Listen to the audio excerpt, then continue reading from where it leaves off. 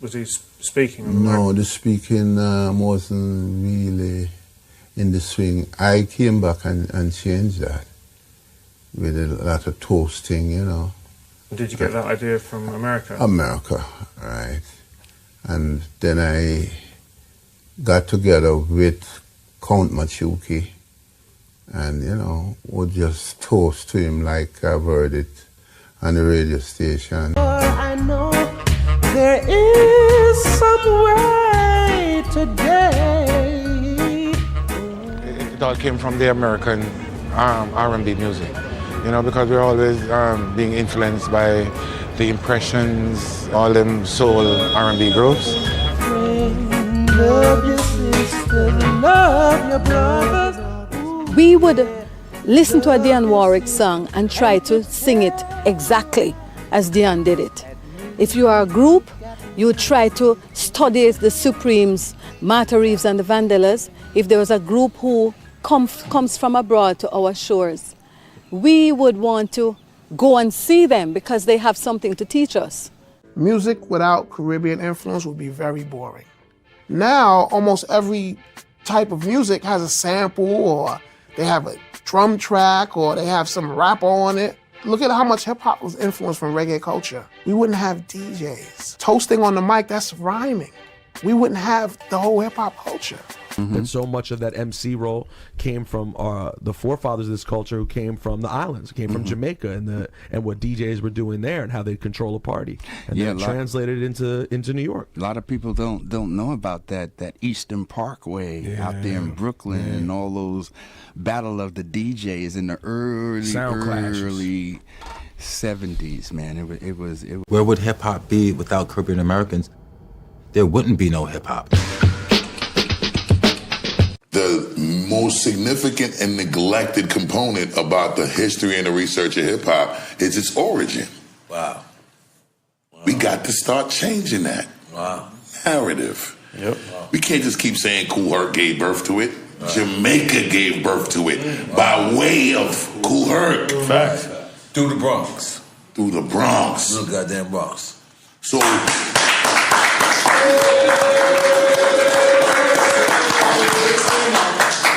Ain't nobody ashamed of that. Ain't nobody ashamed of that. Ain't nobody ashamed of that. We proud of that. No, but it's got to be said. No, but it has to be said on the record. Oh, I do need to address this too. Was he speaking on the mic? No, the speaking wasn't really in the swing. I came back and changed that with a lot of toasting, you know.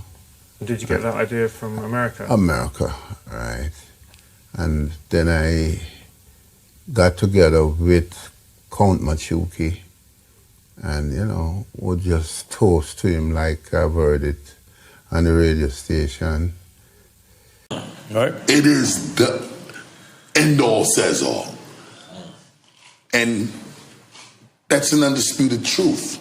And truth don't change, only lies do. So anybody that want to talk different from that is a liar. Right. Sorry. And I'm the last one you could argue with. Right.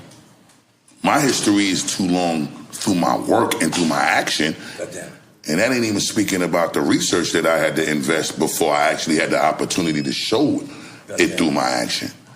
So if 29 years is my professional recording career legacy, if I started adding the numbers of the research that I had to do before I even was allowed the blessed opportunity to be able to show digging in the niggas crates, as we all kind of call it. You know that you might have taken the 38 years. Right. It took me 7-8 years to research and figure this shit out before I actually got on.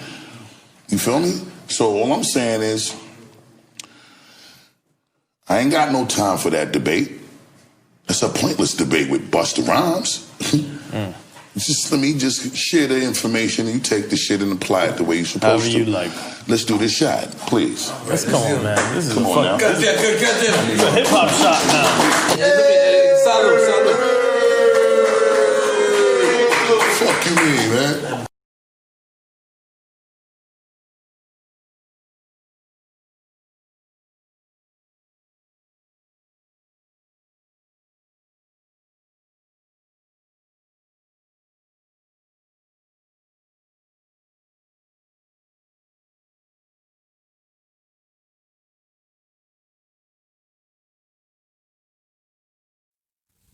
There was Tom, the great Sebastian.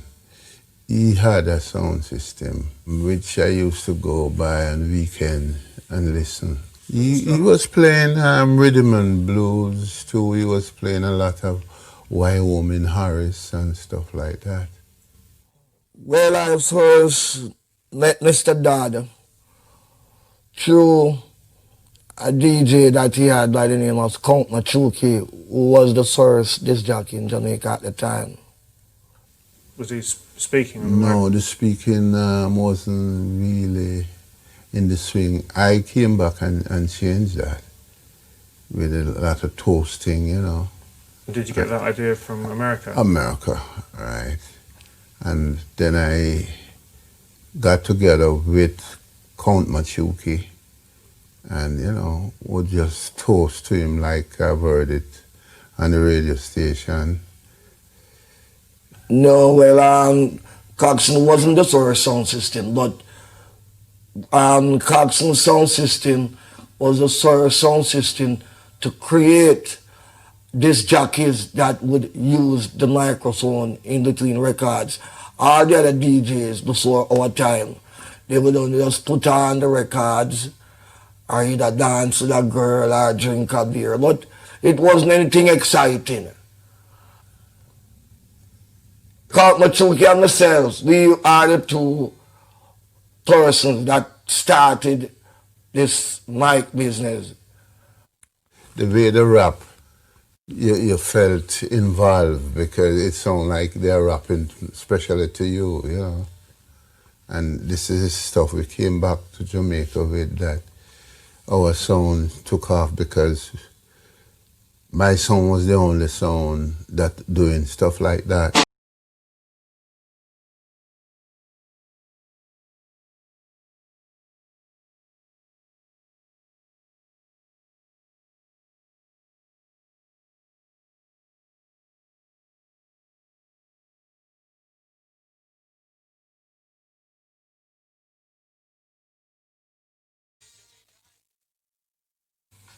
So where did you get the idea to go to America? Well, in the early days, it was a popular thing of the recruiting men for Florida, you know, to either work in fruit or vegetable or the sugar cane. But that was like the idea of early means of making some good money within a short period. So was everyone Jamaican? Yeah, all Jamaican. So did you mix with the Americans at all, or? Well, at work. Yeah, at work we mix with it. And weekend, you know, when you go partying, you mix a lot with the Americans. So would the parties be in town, or?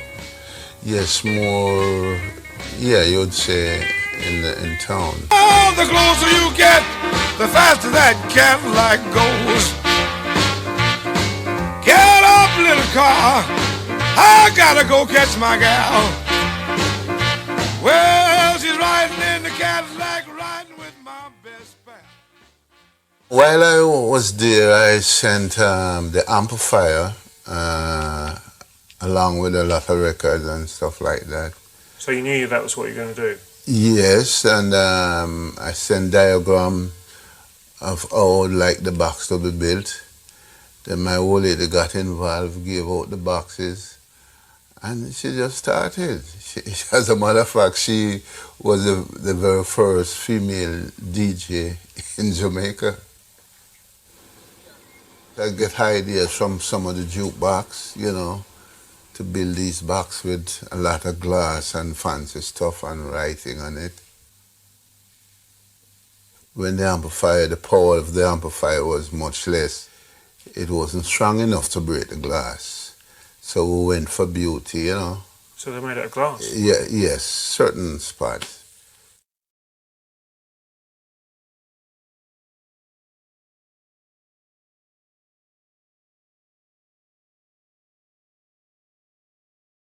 But real quick, before, and you tell me if I'm wrong based on what you're saying, okay. Buzz. as a DJ, I think most DJs know, there would not be hip hop, there would not be two turntables without Jamaican culture. Bringing it to the sound.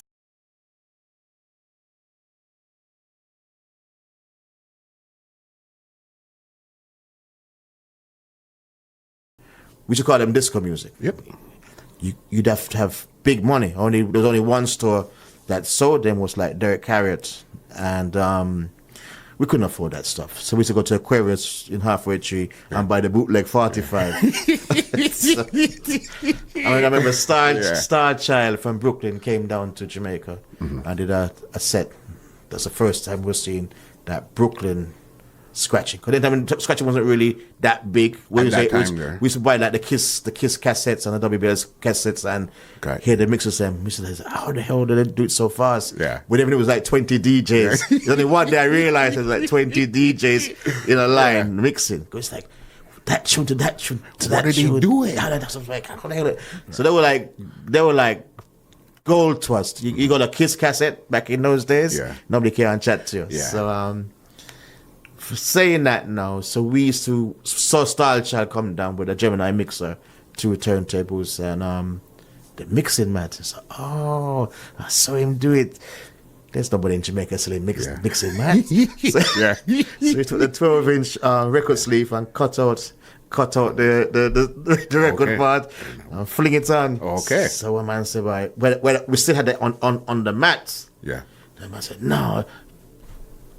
Sorry, yeah. Took it off the mat and then straight from the metal to the mat, and we're using 45s now.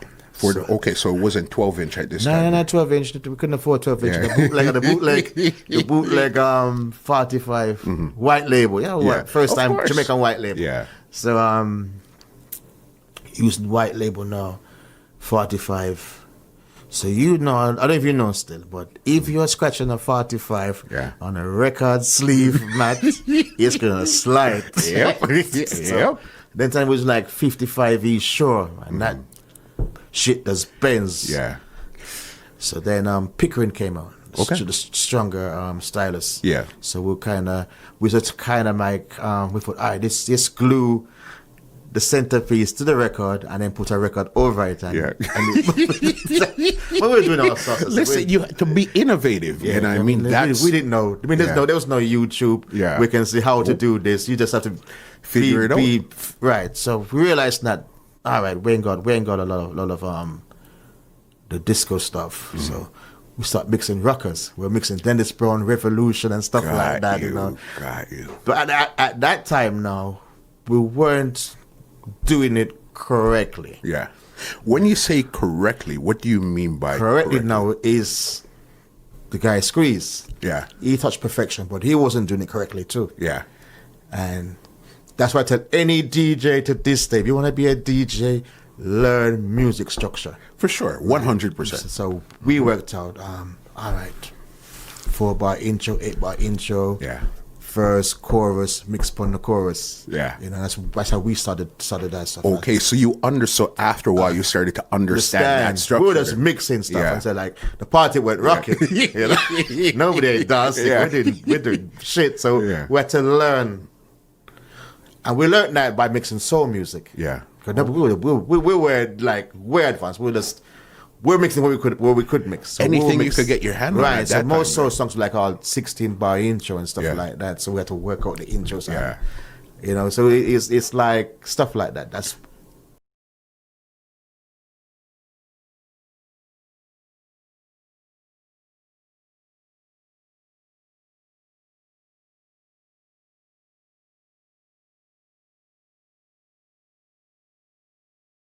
stacked up. And you'd have about 3 or 4 or 5 turntables. Well, really, in Jamaica, you only could afford one. But some sound systems like Stone Love, GT International, Saxon, Cox, and... But real quick, before, and you tell me if I'm wrong, based on what you're saying, Buzz, as a DJ, I think most DJs know, there would not be hip-hop, there would not be 2 turntables without Jamaican culture. You're Bringing right. it to Listen to what I'm the saying. sound.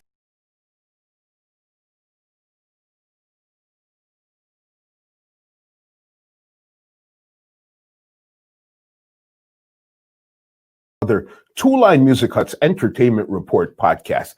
And tonight, I usually don't wear the shirt a lot, but when I put on the shirt that says legend, it's because we have somebody extremely, extremely, extremely special in the building. Listen, this is the first time he's actually giving you an interview like this. Whenever you hear the name Stone Love, you hear his name synonymous with it when you hear original Stone Love. You know who we have in the building today? We have Cancer in the building today. What's going on, big boss? Well, I'm here, brother. How is you and everything? Muscle, Entertainment Report, podcast, you know, live and direct.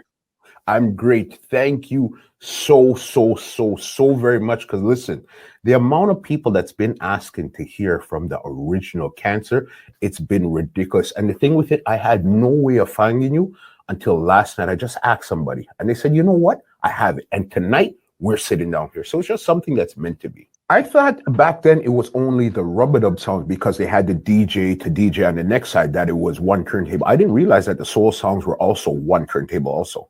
Yes, in those time, most of the soul song them they were using one turntable.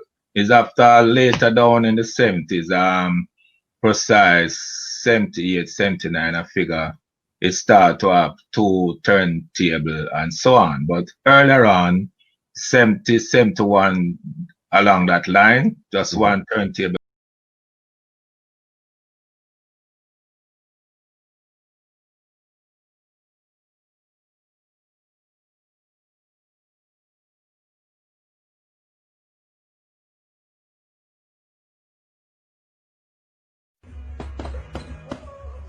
Here comes Bob Marley and the Wedding Wailers, simmer down.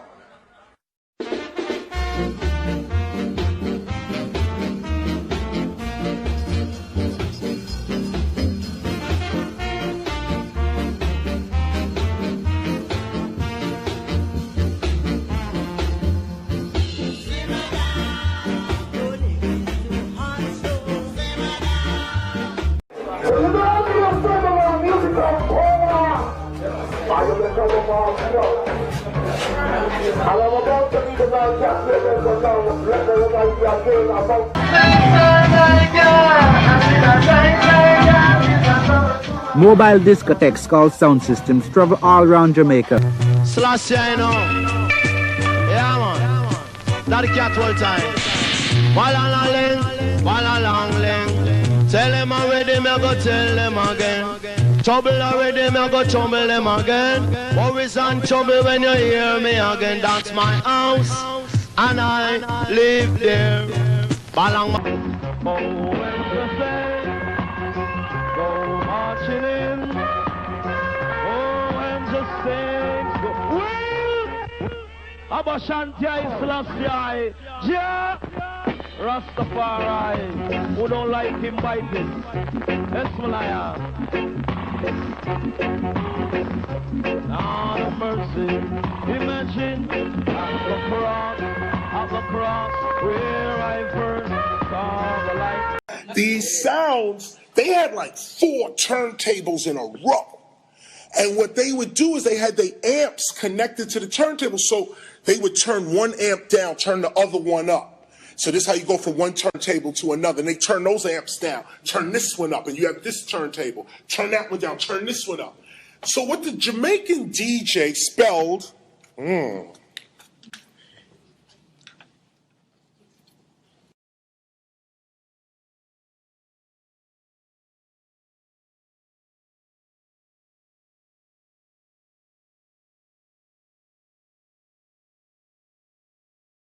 Slash, I know. Yeah, man. That cat all time. Walla long ling. Tell them already, me go tell them again. Trouble already, me go trouble them again. Worries and trouble when you hear me again. That's my house, and I live there. Balang. Oh, when to say, go marching in. Oh, and just sing. Abashanti Selassie, yeah, Rastafari, who don't like him by this, Esmalaya. Lord of mercy, imagine at the cross where I first saw the light.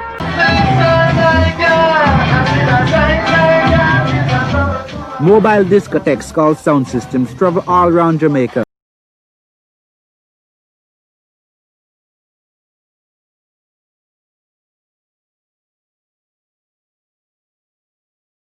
And like, but at the time it was nothing to us. Yeah. But grew up under that vibration. And after that, now then my brother took it over. And that's when we went through the Earth, Wind and Fire, the Whispers, the R&B. It was more of a soul man. Got you. And at the same time, I had a Joe Gibbs disco mix them with like the disco mix. I don't even know about that. But the 12-inch disco mixes, which that period too. Then migrate to Jamaica in the 70s. Went to school, Calabar High School, and at that time we were dancers. Everybody are dancing. Oh, you were dancing at that time, popping and stuff like that. So you were just a break dancer just before the break dancing period. That's that stage. Like Sonic 4 stuff like that. That period of music. Son named Peacemaker, a guy named Squeeze. That was to us was the greatest, the holy grail. Like everybody wanted to touch that perfection, like concert music that you don't get bored of. Every song, move you. And So around what year are we speaking about here? talking about 78, 79. Okay. We used to call them Fet Days. Yeah. Fet Days. So where did you get the idea to go to America? Well, in the early days, it was a popular thing of the recruiting men for Florida, to either work in fruit or vegetable or the sugar cane. But that was like the idea of early means of making some good money within a short period. So was everyone Jamaican? Yeah, all Jamaican. So did you mix with the Americans at all, or? Really, at work. Yeah, at work we mix with it. And weekend, when you go party, you mix a lot with the Americans. So would the parties be in town, or? Yes, more, you'd say in town. Oh, the closer you get, the faster that Cadillac goes. Get up, little car. I gotta go catch my gal. Well, she's riding in the Cadillac, riding with my best pal. While I was there, I sent the amplifier along with a lot of records and stuff like that. So you knew that was what you were going to do? Yes, and I sent diagram of how like the box to be built. Then my old lady got involved, gave out the boxes, and she just started. As a matter of fact, she was the very first female DJ in Jamaica. I get ideas from some of the jukebox, to build these boxes with a lot of glass and fancy stuff and writing on it. When the power of the amplifier was much less, it wasn't strong enough to break the glass. So we went for beauty, So they made it of glass? Yes, certain spots.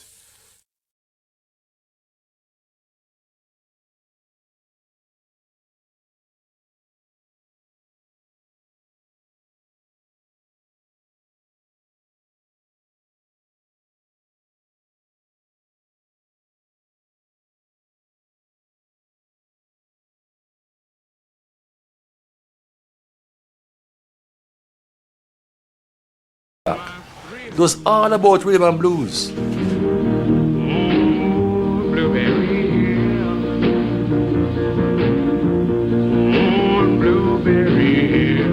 As the 1950s rolled on, The music of Fats Domino, Ray Charles and Louis Jordan was streaming into the island from Southern American radio stations just over 90 miles away.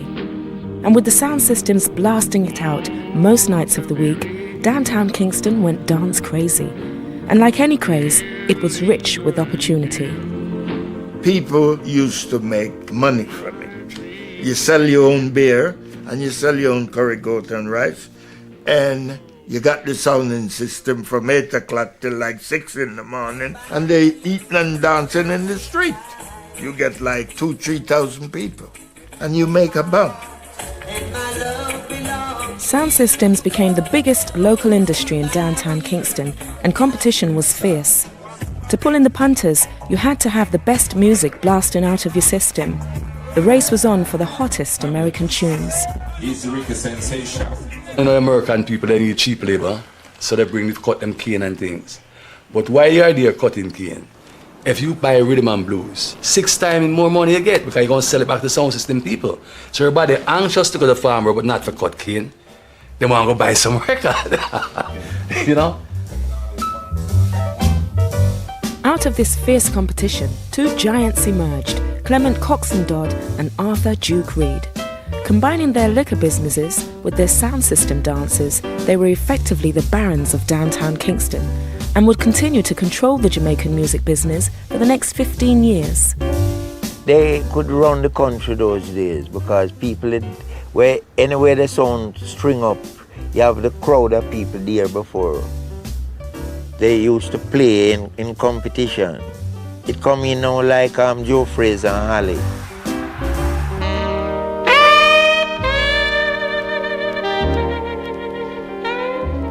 Duke Reed had a program on the radio, I think 4:30 on a Saturday afternoon, called Treasure Isle Time.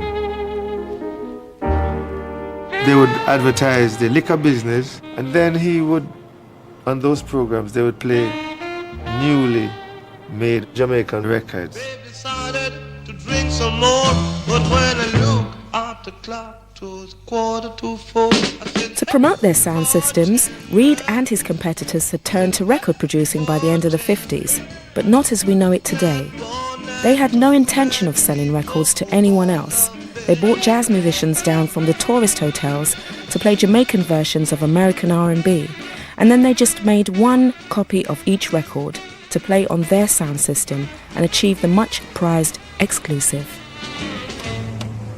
We start imitating the rhythm and blues songs like say, Smiley Lewis or Professor Longyear or Louis Jordan, and those kind of beats. We try to imitate it. It didn't turn out that way, so we decided to keep this as our own type. That's how that can come in.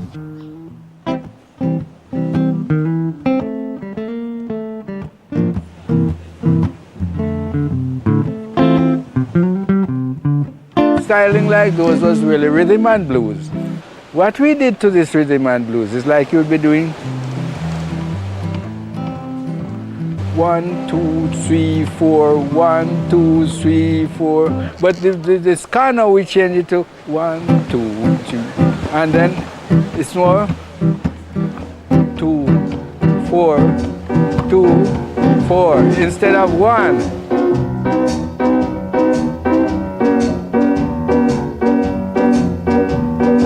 Last night, Papa coming junkies to the cross the door. Mama said, no, Papa, you're real gone down. Easy slopping. Easy slopping. Easy slopping. But baby, why you jumped and shot? It is Jamaica's first musical revolution. And we call it ska. And then ska was a dirty word. But what it was terribly influenced by Jamaican activities of the people, Culture of Jamaica was pushed into it. And when the people took it on that fast, right, they just grabbed to it because it was them.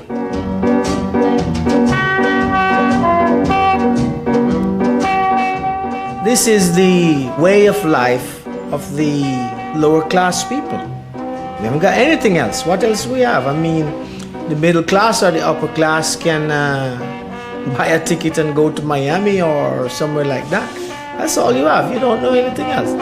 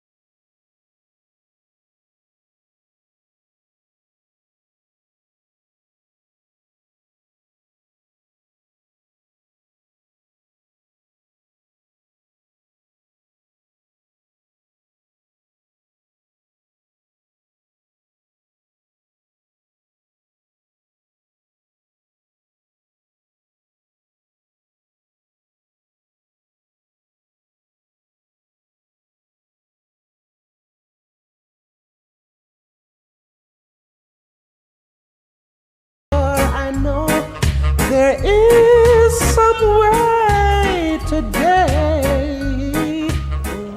It all came from the American R&B music, you know, because we're always being influenced by the impressions, all them soul R&B groups.